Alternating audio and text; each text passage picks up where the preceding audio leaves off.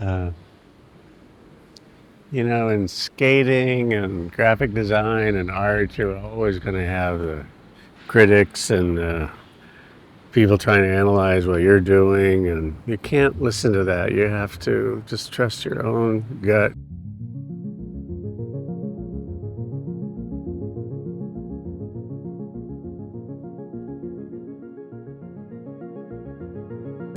In my work, I never knew what a lot of the rules were in graphic design, so I just did what made sense to me, what felt right. And I think then other people said, "Oh, you're breaking this rule," but I think you can do that in your skating too. It's take that in your own direction, and maybe it's just a way you bend your knee or hold the board, whatever, the way you dress. It's all a personal expression, and that's what's great about skating and great about graphic design and art and maybe life in general. It's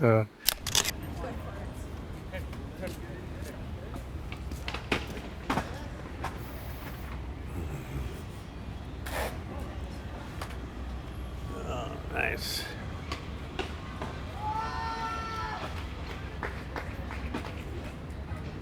Oh, it really came out good.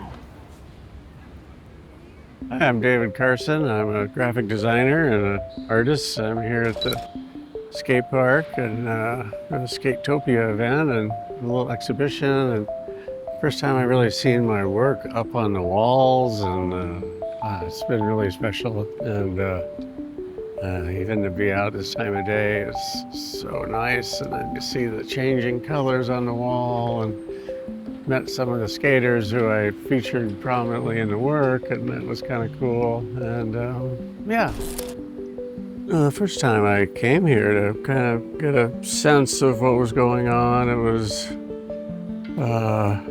kind of a little bit difficult at first to kind of get my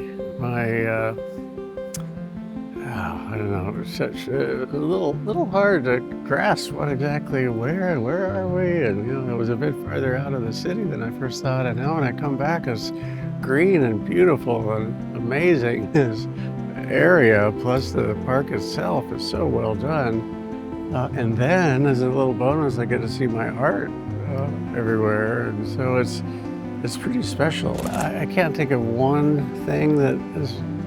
I would say, is my big inspiration lately, but it's just kind of everywhere. Somehow when I go back, the work will be influenced by some of the experiences here, maybe some of the people, some of the lighting, some of the way the reflection hit the images, and even the type. So yeah, no, there's a lot of.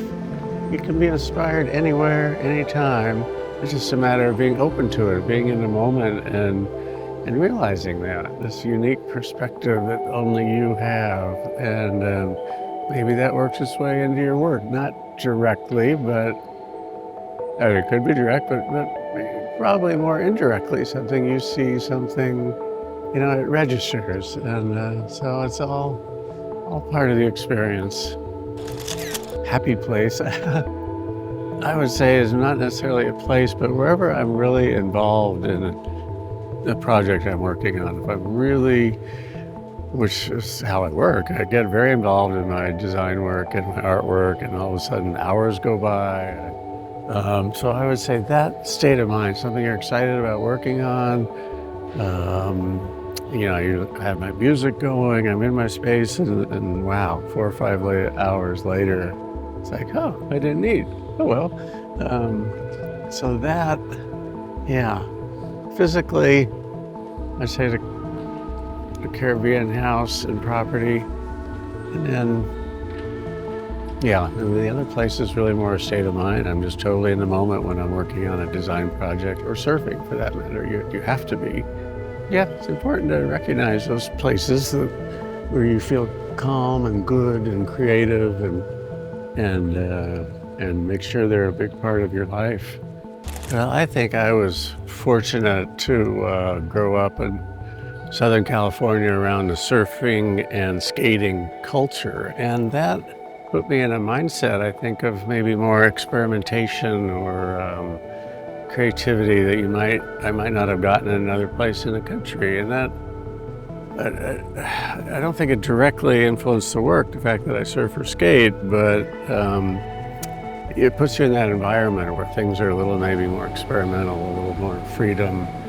And I think, it's hard for me to imagine, what was the surf style. If anything, you could sense it a little more with the skate style, the graphics and the graffiti and that sort of thing. But I think once, I redesigned Surfer magazine, and I think at some point the other advertisers started kind of copying what we were doing, or at least going in that direction.